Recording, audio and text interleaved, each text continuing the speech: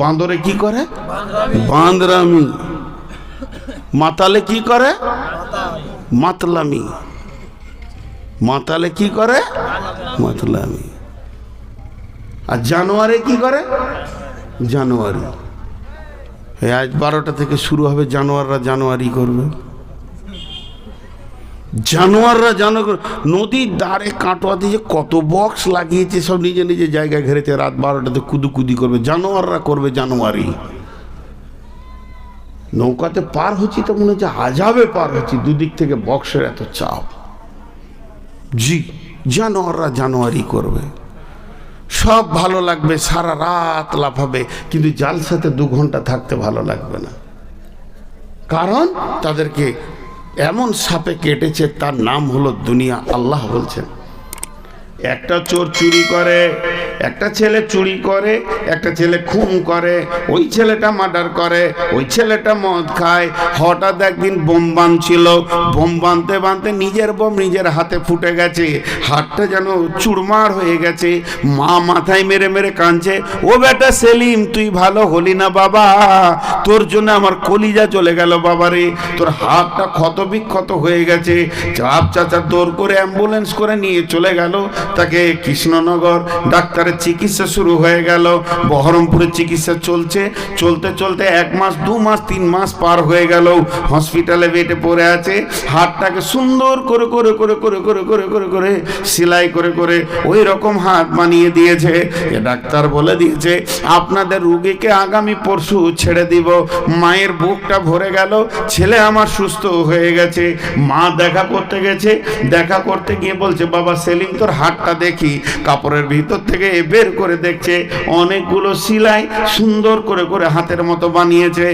আমার হাতটা দিয়ে বলছে, বাবা আমাকে একবার ধর। টিপে ধরলো, ছাড় রে বাবা, তো ছেড়ে দিল। মা ফিক করে হেসে বলছে, সুবহানাল্লাহ, আমার আল্লাহ আমার ছেলের হাত কত সুন্দর করে দিয়েছে। কিন্তু মায়ের চোখের পানি তখনও বন্ধ হচ্ছে না। ও বাপ সেলিম রে, ওই পথ থেকে তুই সরে আয়, ওই পথ থেকে সরে আয়। চুরি করিস না, ডাকাতি করিস না। তোকে কোন ডাক্তার দেখছে? তো দেখছে প্রেসক্রিপশনে লেখা আছে ডি ভট্টাচার্য দেখছে, হাসানুজ্জামান দেখছে, ডাক্তার রিজাউল করিম দেখছে। তো রাউন্ডে কখন আসবে? 11:40 আসবে। অপেক্ষায় করে আছে। যেই ডাক্তার রিজাউল করিম রাউন্ডে ঢুকেছে, ছুটি লিখে দেবে, ওকে বের করে দেবে, যাও বাড়ি চলে যাও সুস্থ। এই ছুটি লেখার জন্য অপেক্ষায় দাঁড়িয়ে আছে সবাই।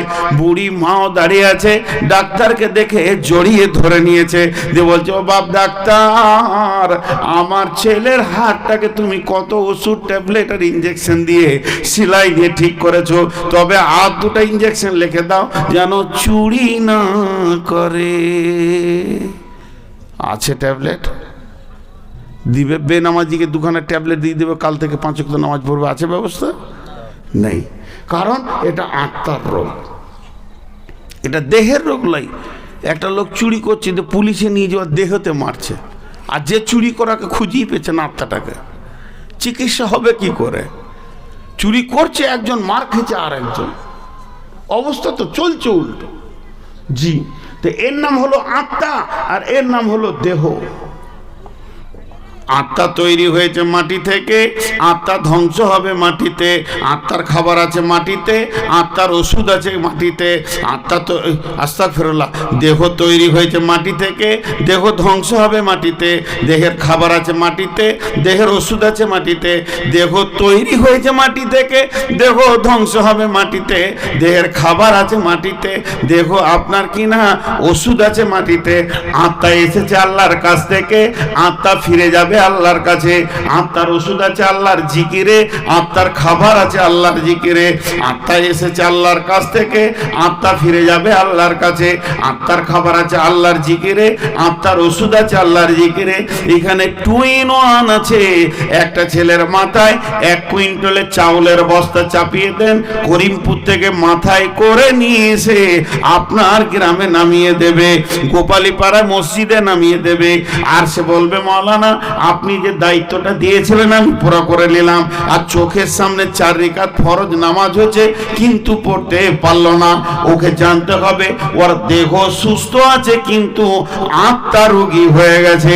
আর একটা লোককে 5 কেজি মাল দিলে বোয়াতে পারবে না, প্যারালাইসিসের রোগী আজান শুনে ট্যাং টানতে টানতে এসে মসজিদের সাজদায় পড়ে গেল। জানতে হবে এর আত্মাটা সুস্থ আছে, দেহের রোগ হয়েছে।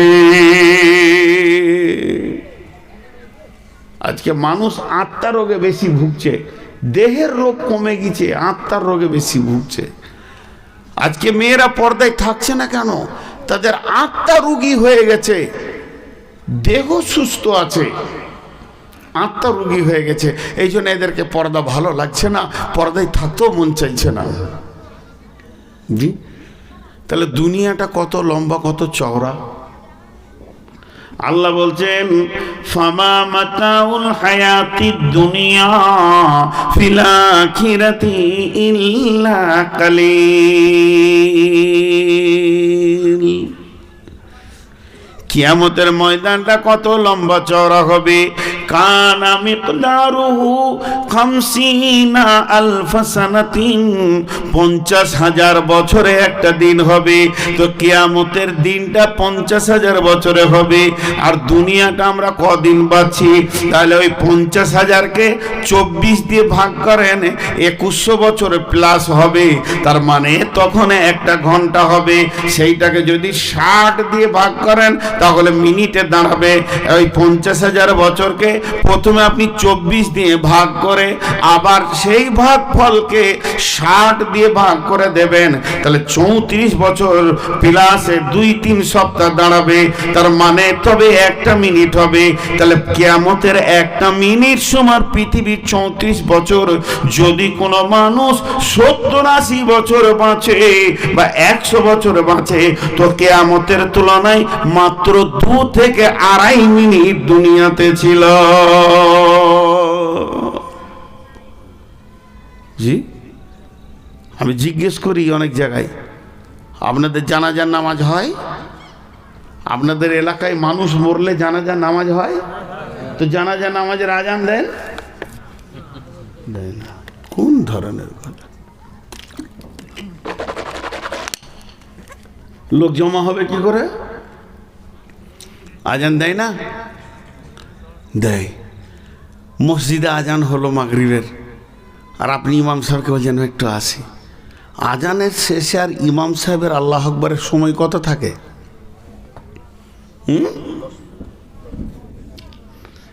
মুয়াজ্জিনের তাকবীর, শেষ তাকবীরে কি হয়? কাদ কামাতিস সালাহ, কাদ কামাতিস সালাহ, আল্লাহু আকবার, আল্লাহু আকবার, লা ইলাহা। আর ইমামের আল্লাহ আকবার কতটা পার্থক্য থাকে? কয়েক সেকেন্ড। যদি বিরাট বড় ইজতেমা হয়, ভাই কাতারগুলো সোজা করেন, ভাই ডান দিকে দেখেন, বাঁ দিকে দেখেন, ভাই এই সামনের লোক একটু দাঁড়ায়, ভাই আপনি একটু পিছান, 1 মিনিট। এটা দুনিয়া। এটা মারফুল কোরআনে তাফসীর করেছে, কি বলছেন? ফামা মাতাউল হায়াতিদ দুনিয়া ফিল আখিরাতি ইল্লা কালিল।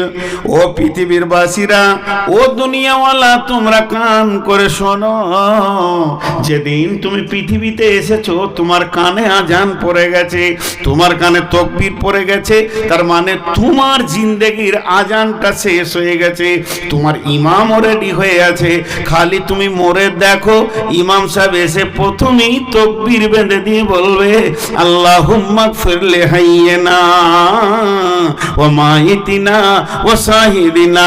এখানে স্টেজে বলেন, চেয়ারে বলেন, নিচে বলেন, আর মেয়ে বলেন, পুরুষ বলেন, ছেলে বলেন, যুবক বলেন, বৃদ্ধ বলেন, নারী পুরুষ যতজন আছি সকলের জিন্দেগির আজান শেষ হয়ে আছে। শুধু ইমাম উজু করে রেডি আছে। আর আমাকে এরই মাঝে কিছুক্ষণ আল্লাহ দুনিয়া করতে দিয়েছে, তাই আমি সব ভুলে গিয়ে সুদ আর জুয়াতে নেমে গেছি। এর নাম দুনিয়া। শেখ সাদির কথা এটা তো তফসির। শেখ সাদি কথা কি বলছেন? জাহা আয় বেরাদার নোমানাত বাকার দিলান্দার জাহা ফারি বন্দোবাস্ত মকুন তাক এবার উম্র কে দুনিয়া পোস্ত কে বেসিয়ার কাছে চে তু পরওয়ারদা কোস্ত চুয়াঙ্গে রাফতান কোন জানে পাক চেবার তাকতে মুরদানে চেবার রুয়ে খাক। শেখ সাদির কথাটা কত মজা। রাস্তায় একটা সুন্দরী যুবতী পেরিয়ে যাচ্ছে, আর আমিও সুন্দর যুবক, যদি লাফিয়ে কবাডি খেলার মতো ধরে নিই, জি ভাই, যুবতীকে যদি আপনি লাফিয়ে ধরেলেন, একটা সুন্দরীকে, দরকার আপনারও আছে তারও আছে, কিন্তু কি পাবেন? লাত জুতা পাবেন কি পাবেন না? আর এতগুলো লোক হ্যাঁ না বলে না, শুধু লাত মারবে না, ওর বাপ মারবে, ওর ভাইরা আরো বেশি করে পিটে মরে যাবে।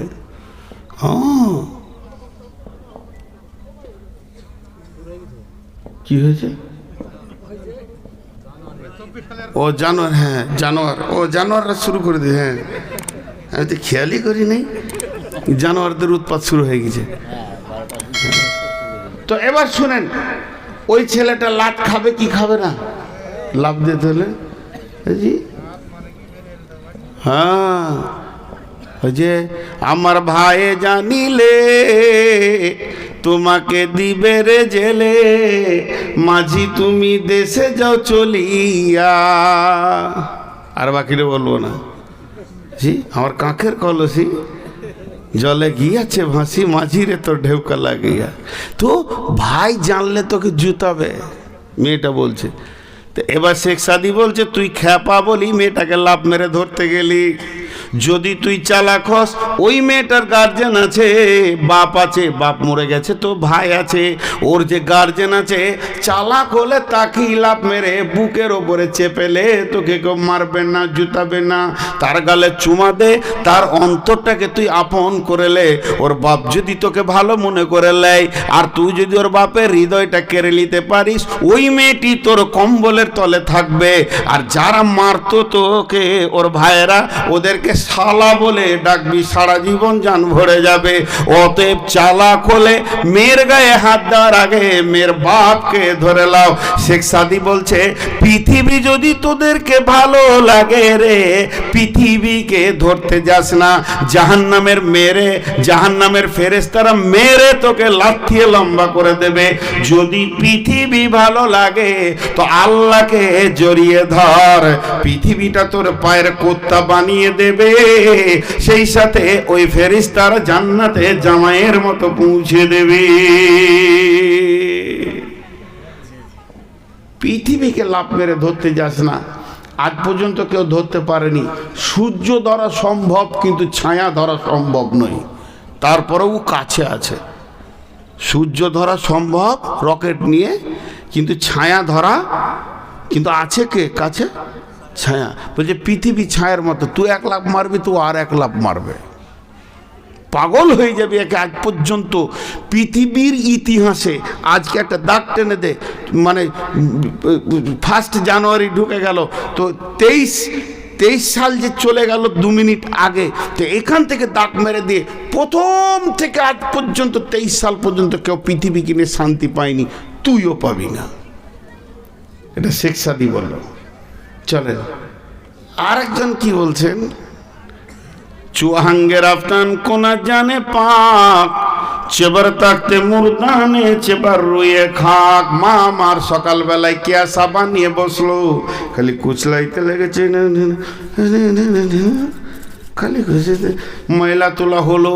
তারপরে সুন্দর বডি লেশন, বডি লেশনের পর চলে এলো কি, বডি অয়েল উঠেছে না, বডি অয়েল শেষ হয়ে গেল। তারপর আয়রন করে জামা ফুল প্যান্ট পরে নিল, এরপরে এদিকে সেন্ট, এদিকে সেন্ট, তারপরে এখানে সেন্ট, তারপরে আতর, দাড়িতে আতর, কানে আতর, গোটা শরীরকে স্পেশাল করে বানিয়ে নিল। শেখ সাদি বলছে, চুয়াহাঙ্গে রাফতান কোনা জানে পাক, চেবার তাকতে মুরদানে চেবার রইয়ে খাক। এতক্ষণ মাল আর বডির ওপরে মেহনত করলি, আত্মার ওপরে করলি না। আত্মার যদি আজরাইল টেনে নেয়, তোর দেহটা কাঁঠাল পচা হবে রে, বিবি আর ঠোঁটে ঠোঁট লাগাবে না। এর নাম দুনিয়া। বলছে ভুল বললে, ভুল বললাম নাকি? ও তাই বলে, আমি বুড়ে গেছি যে কম শুনছি, এখন খালি উল্টে শুনছি, তাই হবে কি হবে না? দেখেন শেখ সাদির কথা গেল, এবার চলেন আর একটা মুফাসসিরের কথা বলবো, দেখ কবি নজরুলের কথা বলবো। একটা মুফাসসির বলছে, এটা একটা গাছ, গাছে একটা ডাল, মা বোনেরা মা বোনের আবার জানুয়ারি শুরু করলে নাকি? আছে। এটা একটা গাছ, এই গাছের একটা ডাল, এইটা একটা গাছ, গাছের একটা ডাল, এইখানে একটা লোক ঝুলছে, আর ওর পায়ের কাছে একটা ক্ষুধার্ত বাঘ খালি হাউ হাউ করে হুঙ্কার ছাড়ছে। আল্লাহ, বাঘকে বেশি ভয় না ইঁদুর বেশি ভয়? বাঘকে ভয়, ইঁদুরকে মানুষ তেরে দৌড়ে মেরে দেয়, বাঘের কাছে যাই না, তো বাঘকে বেশি ভয়। একবার করে দেখছে আর বলছে, আল্লাহ কি করবো আল্লাহ, হাতটা যদি ছেড়ে দিয়ে হাত পা ভেঙেও বাঁচতো, বাঘের জন্য ছাড়তে পারছে না, দুইটা বাজু একদম অসার হয়ে গেছে, আর উঠতে পারছে না। তা উঠি বা লাভ কি হবে, যে ডালটা ধরে ঝুলছে ওই ডালের গোড়াটা আবার দুটো ইঁদুরে কাটছে। বাঘের থেকে ইঁদুর আবার ডবল কাজ চালাইছে এখন। জি, বাঘের থেকে ইঁদুর এখন ডবল কাজ চালাইছে, ইঁদুরে কাটছে কট কট করে। বলেন আপনারা মুখ খুলেন, ওই লোকটা হাসতে পারবে কি? ওকে যদি বলে কাল বউ দেখতে যেতে পারবে কি? ওই লোকটা সিডি টিভি দেখতে পারবে কি? ওই লোকটা জানুয়ারি করতে পারবে কি? কিছুই ভালো লাগবে না, খালি মদ চোখে দেখবে। তো উনি বলছেন, এই ডালে আমরা সবাই চেপে আছি। গাছটার নাম আম গাছ, জাম গাছ, পেয়ারা গাছ, অর্জুন গাছ, নিম গাছ, শাল গাছ, এই গাছ ও গাছ নয়, গাছটার নাম হচ্ছে আয়ু।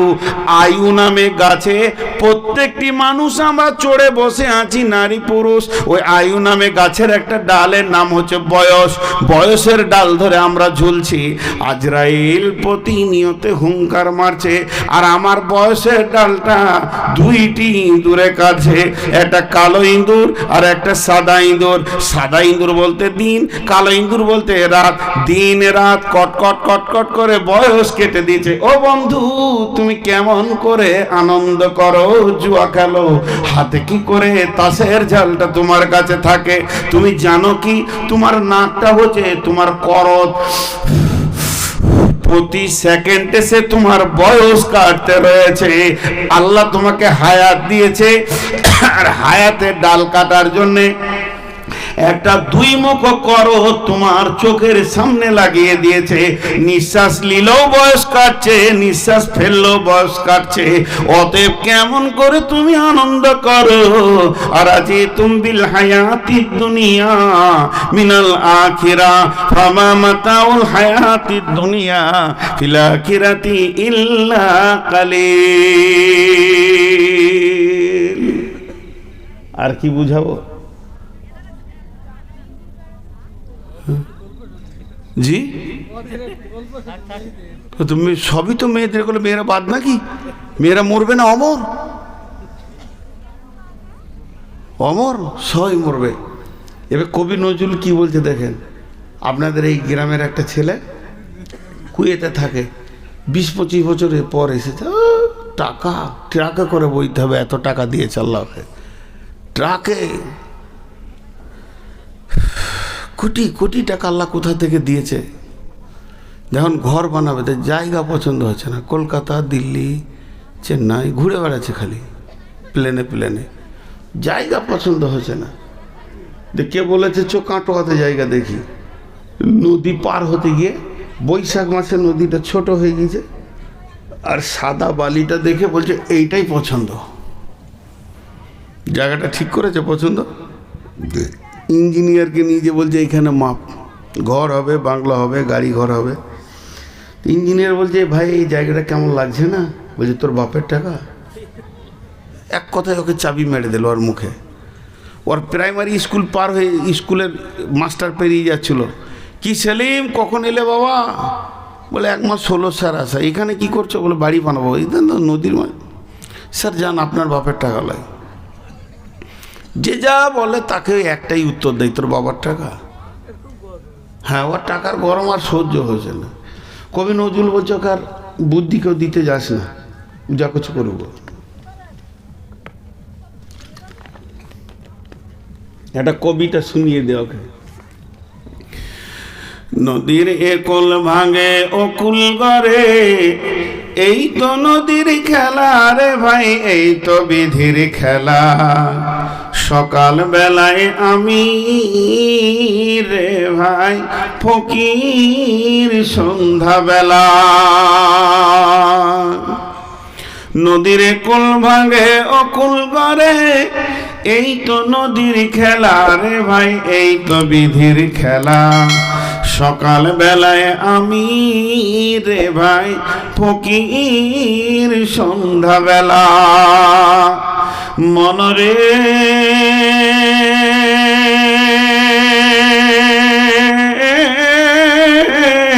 সেই নদীর মাঝে কোন ভরসায়, সেই নদীর মাঝে, সেই নদীর মাঝে কোন ভরসায় বাঁধলি বাসা সুখের আশায়।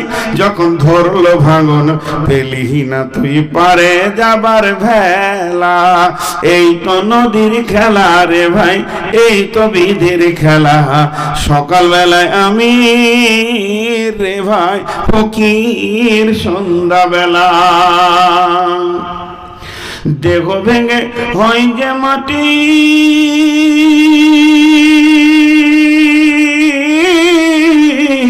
দেহ ভেঙে, দেহ ভেঙে হয় যে মাটি, মাটিতে হয় দেহ। যে কুমারে গড়ল দেহ তার খোঁজ লিলি না কেহ। রাতে রাজা সাজে নাট মহলে, দিনে ভিক্ষা মেঘে পথে চলে। শেষে গোরস্থানে গিয়া দেখি সবই মাটির ঢেলা। এই তো নদীর খেলা রে ভাই, এই তো বিধির খেলা। সকাল বেলায় আমি রে ভাই ফকির সন্ধ্যা বেলা। কখন তুমি হও উদাসী শান সারো বেশে, আবার দেখি হও কয়েদি লইয়া কাফন ভেসে। ভাঙা গড়ার পৃথিবীতে আসা যাওয়ার খেলা রে ভাই, জোয়ার ভাটার খেলা। এই তো নদীর খেলা রে ভাই, এই তো বিধির খেলা। সকাল বেলায় আমি রে ভাই ফকির সন্ধ্যা বেলা। বুঝাতে পারলাম? একবার হানা বলেন। আজ খুব কষ্ট পেয়েছি। মাইকম্যান রেগে যাবে আমার উপরে, লাঠি। বেশ কিছু মাইকম্যান আছে আমাকে খুঁজে বেড়াচ্ছে, খালি একা পেলেই মেরে শেষ করে দেবে। এ মাইকগুলো জালসার মাইক লয়। মাইক ছিল 4 দিন আগে, মাইক ছাড়তে মন ছিল না। আমরা মাইক খাই তো, এটা আমাদের খাবার। কি বললাম? তাহলে আলামে আরওয়া আত্মা জগৎ থেকে ধীরে ধীরে মায়ের পেটে এলাম। মায়ের পেটে আমি কি পেলাম? দেহটা পেয়ে গেলাম। এই দেহ নিয়ে আমি দুনিয়া করতে শুরু করলাম। আল্লাহ তাবারাক ওয়া তাআলা বলছেন, খবরদার, আমি দুনিয়া করার জন্য তোমাকে যে যে লিস্ট দিয়েছি সেই কাজগুলো তুমি ঠিক ঠিক ঠিক ঠিক করে আমার কাছে ফিরে আসবে। ইন্না ইলাইনা ইয়াবাহুম সুম্মা ইন্না আলাইনা হিসাবাহুম। খবরদার, আমার কথা বাইরে এক পা ফেলবে না। ভাইরা আমার, আপনার মসজিদে আমি ইমাম, একটা ছেলেকে ডাকলাম, বাবা রফিকুল শোনো, তোমাকে 500 টাকা দিলাম, 5000 টাকা দিলাম, একটা গাড়ি আছে অমুক হাজির বাড়িতে, আব্দুল সালামের বাড়িতে, গাড়িটা নিয়ে নাও, হুন্ডা গাড়ি আছে, ওই গাড়িটা নিয়ে তুমি সোজা চলে যাও। কোথায়? করিমপুরে চলে যাও। এই মালগুলোকে তুমি কিনে নেবে, ব্যাগে ভরে নিয়ে মাল নিয়ে চলে আসবে। আসার সময় তুমি গাড়িটা রেখে দেবে আবুল কালামের ঘরে, যাওয়ার সময় আব্দুল সালামের কাছে নেবে, আসার সময় আবুল কালামের ঘরে রেখে দেবে। তারপরে তুমি মাল আর টাকার সময় সবকিছু হিসাব আমাকে বুঝিয়ে দেবে। ছেলেটা বলল, জি ঠিক আছে, কিন্তু বন্ধুরে বাজারে গিয়ে সে ভুলে গেছে যে আমার ওস্তাদ আমাকে পাঠিয়েছে। আমাদের অবস্থা তাই। আল্লাহ তাবারক ওয়া তাআলা আত্মাকে বলছে, যা তোর মায়ের পেটে দেখ একটা গাড়ি আছে, ওই গাড়িটার নাম হলো দেহ, ওর ভিতরে তুই ঢুকে যাবে, তারপরে তুই পৃথিবী করবে, ওটা নিয়ে স্কুল কলেজ ব্যবসা বাণিজ্য, ওটাকে নিয়ে খালার বাড়ি মামার বাড়ি দাদার বাড়ি চাচার বাড়ি ঘুরবে। সমস্ত কাজ যখন তোর হয়ে যাবে, তোর কাজের যখন কমপ্লিট হয়ে যাবে, তখন ওই দেহটাকে কবরে রেখে দিয়ে তুই আমার কাছ থেকে আত্মা একা গেছিলে, একা ফিরে আসবে। তোকে আমি কোরআনে লিস্ট দিয়েছি কোন কোন জিনিস দুনিয়া থেকে নিয়ে আসবে, এগুলো আমি বুঝে নিব, আমি হিসাব বুঝে নেব, এবং আমার কাছে ফিরে আসতেই হবে, হিসাব দিতে হবে। যেমন আমি বাংলাদেশে যাই, প্রতি বছর 1 মাস 2 মাস করে থেকে আসে, সেখানে ঘোরাফেরা করে একটা গাড়ি আছে, তাকে ডেকে নি বর্ডারে তুমি এসো, সে এসে যায়, ওই গাড়িটা নিয়ে গোটা বাংলাদেশে ঘোরাফেরা আমার কাজ সমস্তকে শেষ করে দিয়ে যেদিন আমি আসি, ওই দেশের গাড়ি ওই দেশে রেখে দিয়ে যেমনি আমি একা গেছিলাম একা ফিরে আসি। আত্মার দেহের খেলটা ওই রকম বন্ধুরে, আত্মা আসে আল্লাহর কাছ থেকে, দেহ আল্লাহর কাছ থেকে আসে না। দেহকে দুনিয়াতে আপনার কিনা মায়ের পেটে গ্রহণ করে নাই, একসঙ্গে দুনিয়ায় চলে আসে, দেহকে নিয়ে গোটা দুনিয়াকে অনুভব করে নেবে। কিন্তু আল্লাহ যা বলেছে ভববাজারে নিতে, ওগুলো যদি নিল তো ভালো, না নিল না নিল, যেদিন মরে যাবে দেহ মাটিতে থেকে যাবে, আল্লাহর কাছে আত্মা ফিরে যাবে, তাকে জিন্দেগির হিসাব দিতে হবে। আল্লাহ তাবারক ওয়া তাআলা বলছেন, তোরা যখনই কি হচ্ছে তোরা দুনিয়া নামে জগতে যখনই পৌঁছে গেছিস, তখন রবের কথা তোরা ভুলে গেছিস, তোরা এত আত্মহারা হয়ে গেছিস, তোদের রব যে তোদেরকে পাঠিয়েছে কোনো কাজ দিয়ে, এটা তোদের মাথাতেই আর থাকছে না।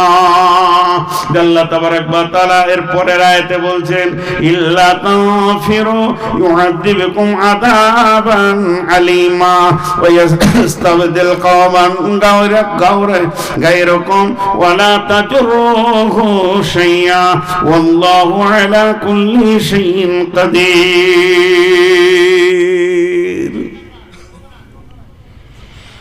একটা আয়াত বললাম, আবার 3খানা আয়াত পড়েছি,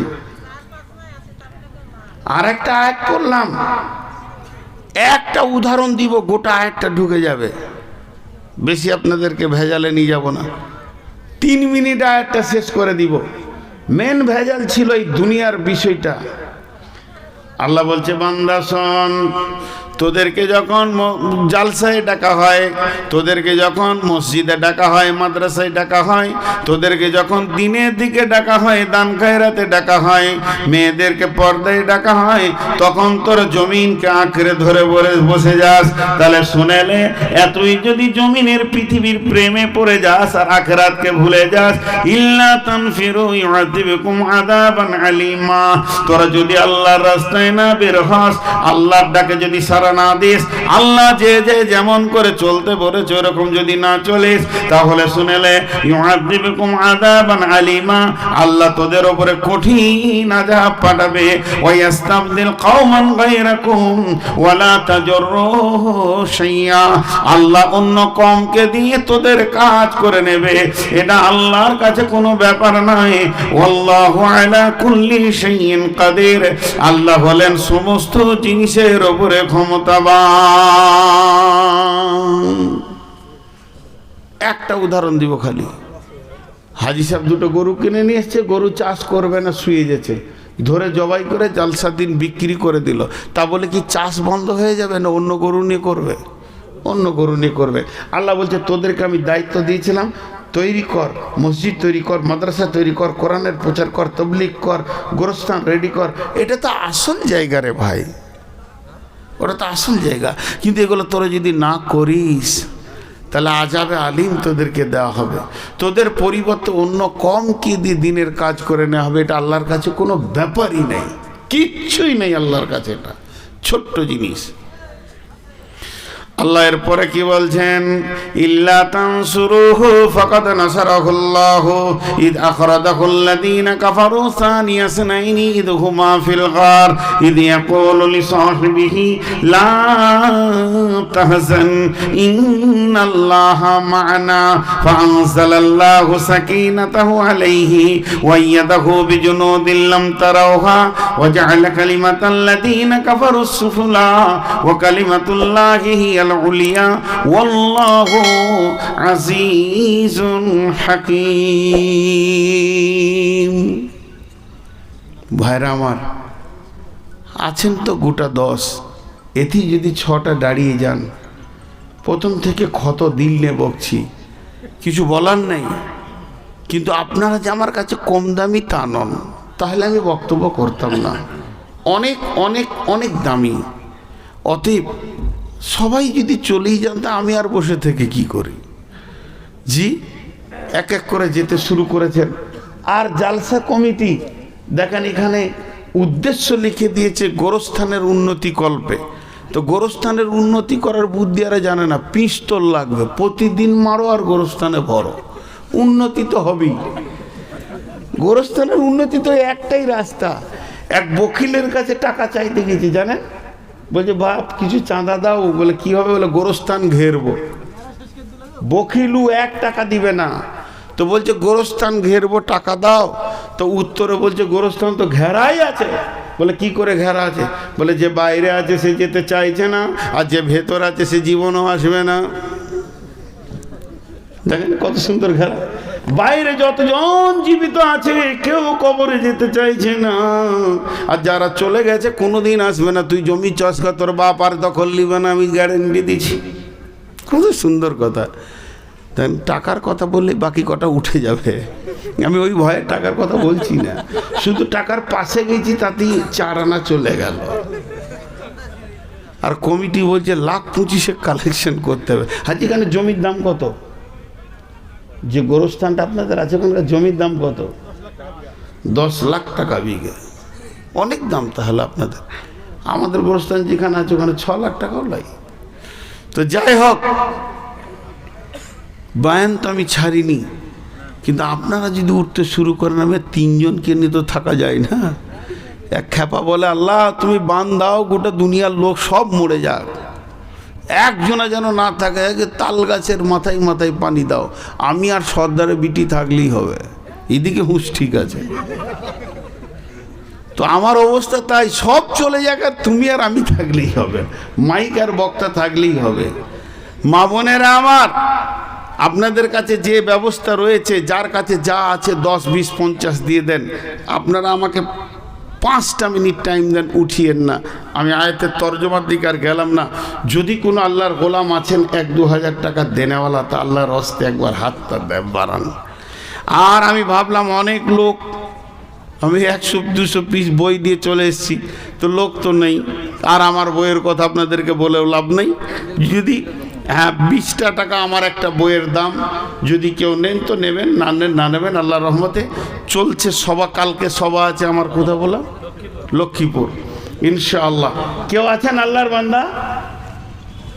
কেউ আছেন? যে পাড়াই হোক, টাকা যে দেবেন নিয়ত করেন। আমি পড়তে পারবো না, চশমা নিতে হবে, খুব মুশকিল। রফিকুল শেখ নাকি রাকিবুল, এই তো বিপদে পুরো কানে বলে দিয়েন খালি রাকিবুল 3000 টাকা, রাকিবুল শেখ 3000 টাকা। আর কেউ আছেন ভাই আমার? আমার সম্মানটা রাখার জন্য কত কষ্ট করে ছিল এতক্ষণ। জি ভাই, কেউ আল্লাহর গোলাম আছেন 1-2 হাজার টাকা দেনওয়ালা? 5-7টা মিনিট চেয়েছি, তার মধ্যে 1 মিনিট গেল, আর 6 মিনিট। উঠিয়ে না, একসঙ্গে দোয়া পড়ি ছাড়বো। আল্লাহর গোলাম কেউ আছেন 1-2 হাজার টাকা দেনেওয়ালা? রসুলের উম্মত, আল্লাহর গোলাম, আল্লাহর ওয়াস্তে, আল্লাহর ভালোবাসাকে সামনে রেখে সেই কবরে তো যেতেই হবে সকলকে। মা বোনেরা আপনাদের কাছে, যার কাছে যা আছে 10, 20, 50 চাদরে হোক, যেভাবে আপনাদের সিস্টেমিক করা আছে ওইভাবে দিয়ে দেন। জি মাশাআল্লাহ। কেউ আছেন? ও হজ উমরার উপরে মক্কা মদিনার ফজিলত। ফাহাদ্দিস শেখ 3000। ফাহাদ্দিস শেখ 3000। ফাহাদ্দিস শেখ, ফাহাদ্দিস মহাদ্দিস, ফাহাদ্দিস মানে তুমি বলতে থাকো, খুব ভালো কোরআনের আয়াত। তো ফাহাদ্দিস মানে তুমি বলতে থাকো, আল্লাহর প্রশংসা তুমি বলতে থাকো, রসুলকে বলা হয়েছিল। তো উনি কত 300 টাকা না, 3000, মাশাআল্লাহ। দেখেন ইনিও 3000 দিলেন, আল্লাহ ইনার ইজ্জতকে ওপরে করুন, এবং যে কবরের জন্য দিচ্ছে সেই কবরকে কুশাদা করে দেন, আল্লাহ কবরের আযাবকে মাফ করেন। মেয়েরা তো ফোন করছে, ওরা অনেকে আছে, বলছে শেষ যেন না করে। তা আমার আর দম নাই তো, 4 ঘন্টা চালাবো? ওদের দম থাকলে চেষ্টা করে না, অবশ্যই না, 2 ঘন্টা থেকে 1 মিনিট যেতে পারবো না। ঠিক আছে, যেটা ভালো। হ্যাঁ মা বোনেরা, আপনারা টাকা দেন তো, 5 লাখ টাকা পাঠান, না কানে নাকের কটা খুলে দেন, আর 10 মিনিট চালিয়ে দিছি না। আছেন কেউ 5000 টাকা, 2000, 1000 দেনেওয়ালা?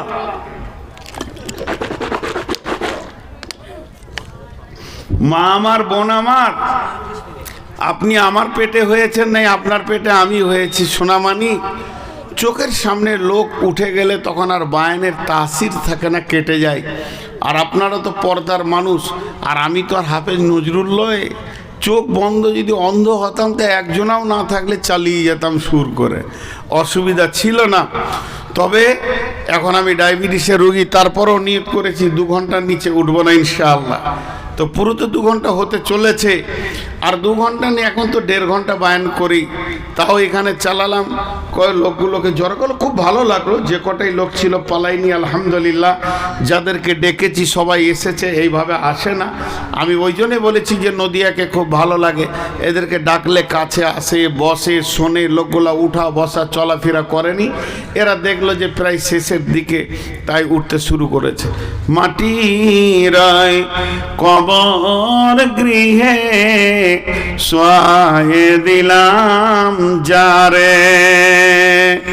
আজকে আমি আপনাদের সামনে বায়ান করলাম শুধুমাত্র দুনিয়া পর্যন্ত, আত্মা জগৎ থেকে নিয়ে এসে মায়ের পেটের জগৎ, এরপর হলো দুনিয়া জগৎ। আগামীকাল মা বোনেরা চলে যাবেন সকলে। আগামীকালকে নিয়ত করছি কবর দিয়ে শুরু করব, কারণ এরপরে জগৎটা শুরু করব। যদি আপনারা যাবেন তো শুনতে পাবেন, মা আমার, বোন আমার, কবর এমন একটি জায়গা, একবার যে শুয়ে যায় দ্বিতীয়বার আর সে উঠে আসে না। মাটির ওই কবর গৃহে শোয়ায়ে দিলাম যারে। নবী রাসূল সাহাবা ইমাম আল্লাহর ওলি যত আছেন শুয়া কবর গৃহে, লক্ষ কোটি শত ডাকলে শত কেউ কখনো আসবে না। হায় মাটির বিছানা ছেড়ে, মাটির কবর গৃহে শোয়ায়ে দিলাম যারে।